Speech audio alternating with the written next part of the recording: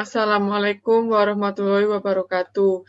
Kami dari kelompok 4 akan mempresentasikan tentang aset tak berwujud. Nama saya Hanifah Nunikma dengan NIM 2302089. Yang pertama adalah pengertian aset tak berwujud. Aset tak berwujud ialah hak-hak istimewa dan keuntungan kompetitif yang timbul dari pemilikan suatu aset yang berumur panjang dan yang tidak memiliki wujud fisik tertentu. Aset tidak berwujud mungkin timbul dari yang pertama yaitu pemerintah, seperti hak paten, hak cipta, hak franchise, hak merek dagang, dan hak nama dagang. Yang kedua adalah dari perusahaan lain, misalnya pembelian yang mencakup pembayaran untuk goodwill. Dan yang terakhir, dari penjualan tertentu seperti franchise dan lease. Yang kedua adalah karakteristik dari aset yang tak berwujud. Yang pertama yaitu kurang memiliki eksistensi fisik, tidak seperti aset berwujud seperti properti, pabrik, dan peralatan. Aset tak berwujud memperoleh nilai dari hak dan keistimewaan atau privilege yang diberikan pada perusahaan yang menggunakannya. Karakteristik yang kedua yaitu bukan merupakan instrumen keuangan. Aset seperti deposito, piutang usaha, dan investasi jangka panjang dalam obligasi, seperti saham, tidak memiliki substansi fisik, tetapi tidak diklasifikasikan sebagai aset tak berwujud. Yang ketiga yaitu bersifat jangka panjang dan menjadi subjek amortisasi. Aset tak berwujud menyediakan jasa selama periode bertahun-tahun. Investasi dalam aset ini biasanya dibebankan kepada periode masa mendatang melalui beban amortisasi periodik. Selanjutnya akan dilanjutkan oleh teman saya yang bernama Fani Dwi. Pencatatan dan penilaian aset tidak berwujud tersebut. 1. Mencatat biaya pembelian aset tak berwujud. Sesuai dengan prinsip biaya, aset tak berwujud harus dicatat pada saat diakuisisi dengan biaya diekuivalenkan saat ini. Biaya ini termasuk harga beli, biaya transfer, dan hukum, dan setiap pengeluaran lainnya yang berkaitan dengan akuisisi. 2. Mencatat biaya aset tak berwujud yang dibuat secara internal. Kadangkala perusahaan membuat sendiri aset tak berwujud, seperti paten. Hanya biaya yang secara spesifik dapat diidentifikasi dari penciptaan aset tak berwujud tersebut hanya akan diidentifikasi. Next.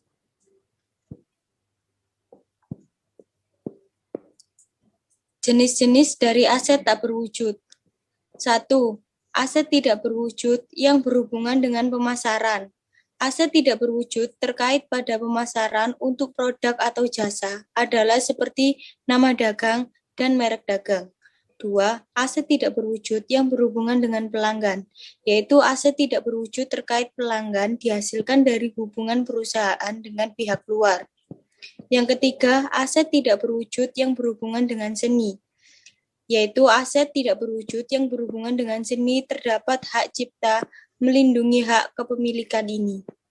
Yang keempat, aset tidak berwujud yang berhubungan dengan kontrak, yaitu bentuk umum dari aset tidak berwujud yang berhubungan dengan kontrak adalah waralaba atau franchise. Yang kelima, aset tidak berwujud yang berhubungan dengan teknologi, yaitu berkaitan erat dengan inovasi dan juga perkembangan teknologi seperti halnya paten. Dan yang terakhir, goodwill. Selanjutnya akan dilanjutkan Iza Hakimatul Aliyah. Biaya penelitian dan pengembangan. Biaya penelitian dan pengembangan dijelaskan pada PSAK 19 revisi termasuk dalam KISO FK 2011 635 sampai 637, termasuk dalam bawah biaya penelitian dan pengembangan dengan sendirinya bukan sebagai aset tidak berwujud, sehingga semua biaya penelitian dan pengembangan harus dibebankan ke badan pada saat terjadinya.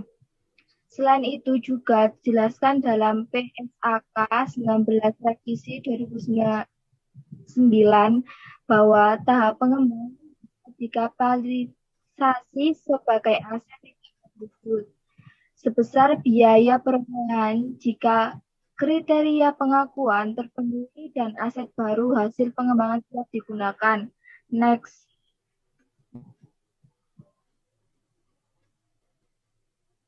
Akuntansi untuk aktivitas penelitian dan pengembangan. Kiso et al. 2011 637 menjelaskan pelakuan akuntansi terhadap biaya adalah sebagai berikut.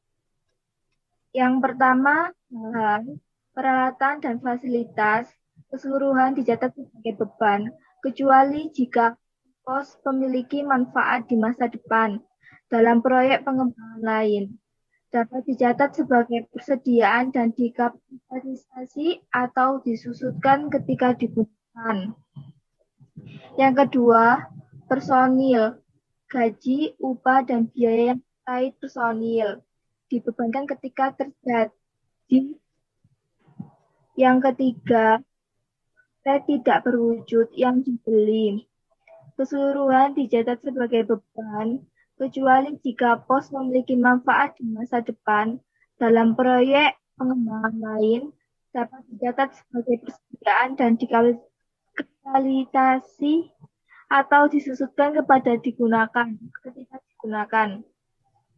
Yang keempat, jasa kontrak dibebankan ketika terjadi. Yang kelima, biaya tidak langsung dibebankan ketika terjadi. Biaya lain yang serupa dengan biaya penelitian dan pengembangan.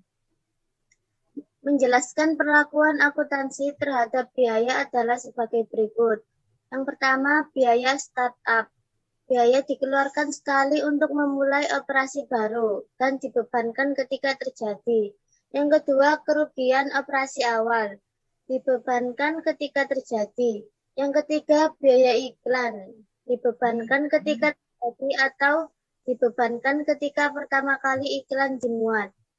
Yang keempat, biaya perangkat lunak komputer. Secara umum, biaya untuk pengembangan situs web tidak dapat diakui sebagai aset tidak terwujud. Next.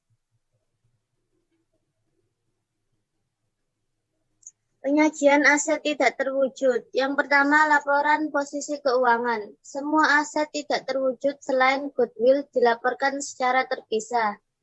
Yang kedua, laporan laba rugi. Laporan atas beban amortisasi dan kerugian penurunan nilai aset tidak terwujud sebagai bagian dari operasi berjalan.